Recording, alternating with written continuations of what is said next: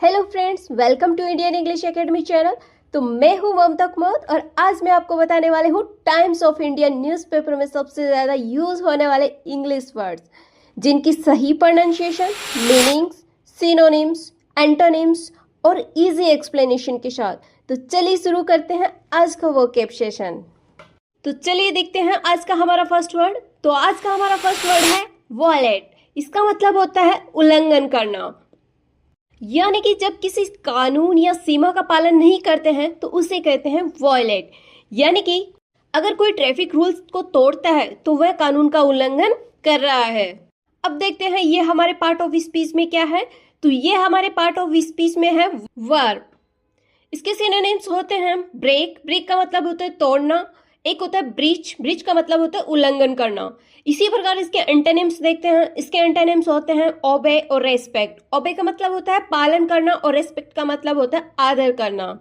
इसी प्रकार हम देखते हैं इसका एग्जाम्पल है दे वॉयलेटेड द लॉकडाउन रूल्स। उन्होंने लॉकडाउन के नियमों का उल्लंघन किया। इसी प्रकार हम आगे बढ़ते हैं हमारे नेक्स्ट वर्ड की ओर, जो कि है एक्सपैंड। एक्सपैंड का मतलब होता है फैलाना या विस्तार करना, यानी कि किसी चीज को बड़ा करना या बढ़ाना। एग्जाम्पल के तौर पे समझते हैं, यानी कि कोई कंपनी है, वो अपना बिजनेस है वो विदेशों में भी फैलाया हुआ है, यानी कि एक्सपेंड किया हुआ है। तो इस प्रकार के वर्ड्स को अपन डेली लाइफ में यूज कर सकते हैं। ये हमारे पार्ट ऑफ स्पीच में वर्ब है। इसके सिनोनिम्स की बात करते हैं तो इसके सिनोनिम्स होते हैं ग्रो और एनलार्ज। ग्रो का मतलब होता है बढ़ाना और एनलार्ज का मतलब होता है बड़ा करना। इसी प्रकार बात करते हैं इसके एंटोनिम्स की। एंटोनिम्स इसका होता है श्रिंक और कॉन्ट्रैक्ट। श्रिंक का मतलब होता है सिकुड़ना और कॉन्ट्रैक्ट का मतलब होता है संकुचित होना। अब आगे बढ़ते हैं इसके एग्जाम्पल की ओर। तो इसका एग्जाम्पल है द स्टार्टअप एक्सपांडेड रैपिडली, यानी स्टार्टअप ने तेजी से विस्तार किया।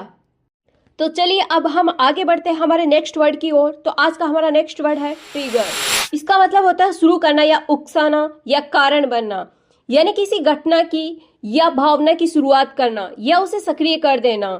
जैसे एग्जाम्पल के तौर पे समझे तो किसी बात ने गुस्से को ट्रिगर कर दिया, यानी गुस्से को भड़का दिया।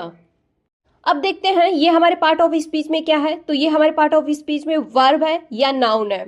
इसी प्रकार इसके बात करते हैं हम सिनोनिम्स की। तो इसके सिनोनिम्स होते हैं एक्टिवेट यानी चालू करना और इनिशिएट यानी प्रारंभ करना। इसके एंटोनिम्स होते हैं स्टॉप और डिले। स्टॉप का मतलब होता है रोकना और डिले का मतलब होता है थोड़ा विलंब करना।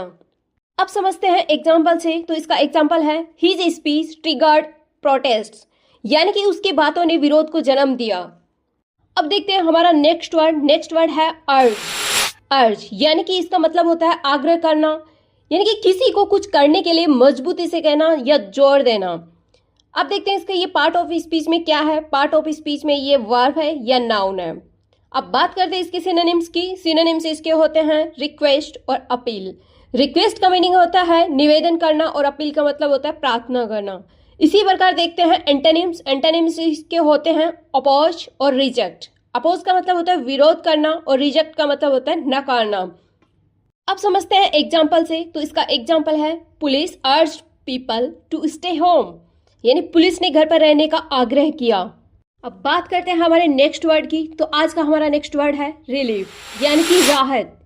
दर्द, चिंता या परेशानी से छुटकारा मिलना, उसे ही अपन क्या कहेंगे इंग्लिश में, रिलीफ। अब देखते हैं ये हमारा पार्ट ऑफ स्पीच में क्या है। पार्ट ऑफ स्पीच में है ये नाउन।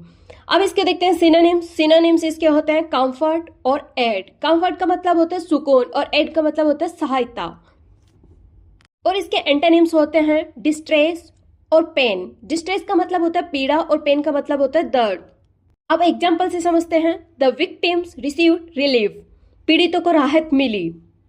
तो चलिए देखते हैं हमारा नेक्स्ट वर्ड। तो आज का हमारा नेक्स्ट वर्ड है बैन, यानी कि प्रतिबंध या रोक लगाना, यानी कि किसी चीज को करने या इस्तेमाल करने से सरकार या संस्था द्वारा रोक लगाना, इसे ही अपन क्या कहेंगे इंग्लिश में, बैन। तो चलिए देखते हैं बैन हमारा वर्ड पार्ट ऑफ स्पीच में क्या है। पार्ट ऑफ स्पीच में है नाउन या वर्ब। बात करते हैं इसके सिनोनिम्स की। तो इसका सिनोनिम्स होते हैं प्रोहिबिशन या रिस्ट्रिक्शन। प्रोहिबिशन का मतलब होता है मनाही और रिस्ट्रिक्शन का मतलब होता है रोक। इसी प्रकार हम देखते हैं इसके एंटोनिम्स। एंटोनिम्स इसके होते हैं परमिशन और अप्रूवल। परमिशन का मतलब होता है अनुमति और अप्रूवल का मतलब होता है स्वीकृति। एग्जाम्पल देखें तो इसका एग्जाम्पल होता है a ban on plastic was enforced, यानी कि प्लास्टिक पर प्रतिबंध लगाया गया। अब आगे बढ़ते हैं हमारे नेक्स्ट वर्ड की ओर। तो हमारा नेक्स्ट वर्ड है कर्टेल, यानी कि किसी चीज को सीमित करना या कम करना। अगर हमें अपने खर्चे कम करने हैं तो हम कहेंगे उन्हें कर्टेल करेंगे, यानी कि किसी चीज को घटाएंगे या सीमित करेंगे। ये हमारे पार्ट ऑफ स्पीच में वर्ब है। अब बात करते हैं इसके सिनोनिम्स की। तो इसके सिनोनिम्स होते हैं रिड्यूस और शॉर्टन। रिड्यूस का मतलब होता है कम करना और शॉर्टन का मतलब होता है छोटा करना। इसी प्रकार हम देखते हैं इसके एंटोनिम्स। एंटोनिम्स इसके होते हैं एक्सटेंड और एक्सपेंड। एक्सटेंड का मतलब होता है बढ़ाना और एक्सपेंड का मतलब होता है फैलाना। तो चलिए एग्जांपल से समझते हैं। The company curtailed unnecessary expenses, यानी कंपनी ने गैर खर्चों को कम कर दिया। तो चलिए आगे बढ़ते हैं हमारे नेक्स्ट वर्ड की ओर। तो आज का हमारा नेक्स्ट वर्ड है इन्फ्लक्स। इसका मीनिंग होता है बड़ी संख्या में किसी का आना, यानी जब एक साथ बहुत सारे लोग या चीजें किसी जगह पर आते हैं तो इसे हम कहते हैं इन्फ्लक्स। यह हमारे पार्ट ऑफ स्पीच में नाउन है। बात करें इसके सिनोनिम्स की। तो सिनोनिम्स इसके होते हैं अराइवल, इनफ्लो। अराइवल का मतलब होता है आगमन और इनफ्लो का मतलब होता है अंदर आना। इसी प्रकार इसके एंटोनिम्स देखते हैं। तो इसके एंटोनिम्स होते हैं एक्सोडस और आउटफ्लो। एक्सोडस का मतलब होता है बाहर जाना और आउटफ्लो का मतलब होता है बहाव बाहर की ओर होना। अब इसका एग्जाम्पल देखते हैं। तो एग्जाम्पल है there was an influx of tourist in summer, यानी कि गर्मियों में जो पर्यटक है उनकी भीड़ आती है, यानी कि लोगों का इकट्ठा होना या किसी चीज का इकट्ठा होना, वहां अपन वर्ड यूज करेंगे इन्फ्लक्स। इसी प्रकार हम आज का नेक्स्ट वर्ड देखते हैं। तो आज का हमारा नेक्स्ट वर्ड है अपहोल्ड, यानी कि समर्थन करना या कायम रखना, यानी कि अपनी बात पर कायम रखना। जैसे एग्जांपल से समझते हैं, यानी कि कोर्ट किसी फैसले को बदलती नहीं बल्कि उसका समर्थन करती है, तो हम कहेंगे court has upheld the decision. I hope इसका मीनिंग आपको समझ में आया होगा। तो इसी प्रकार अब आगे बढ़ते हैं हमारे पार्ट ऑफ स्पीच की ओर। तो इसका पार्ट ऑफ स्पीच होता है वर्ब। अब देखते हैं इसके सिनोनिम्स। सिनोनिम्स इसके होते हैं सपोर्ट और मेंटेन। सपोर्ट का मतलब होता है समर्थन करना और मेंटेन का मतलब होता है बनाए रखना। अब देखते हैं इसके एंटोनिम्स। एंटोनिम्स होते हैं इसके रिजेक्ट और ओवरटर्न। रिजेक्ट का मतलब होता है अस्वीकार करना और ओवरटर्न का मतलब होता है पलट देना।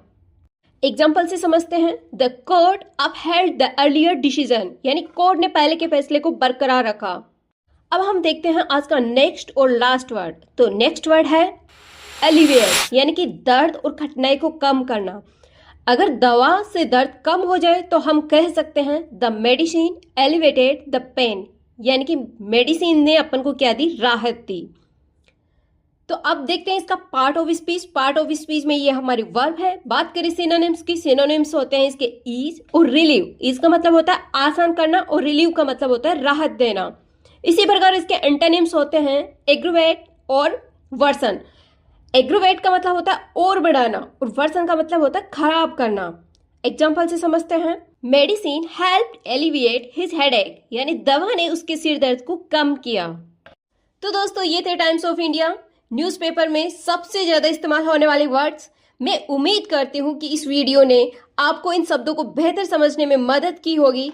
अगर आपको ये वीडियो अच्छा लगा हो तो लाइक शेयर एंड सब्सक्राइब जरूर करिए ताकि ऐसे वीडियोज आप तक पहुंचते रहे। और हाँ, कमेंट करके जरूर बताइए कि इन पांचों में से आपका फेवरेट वर्ड कौन सा रहा। Thank you guys.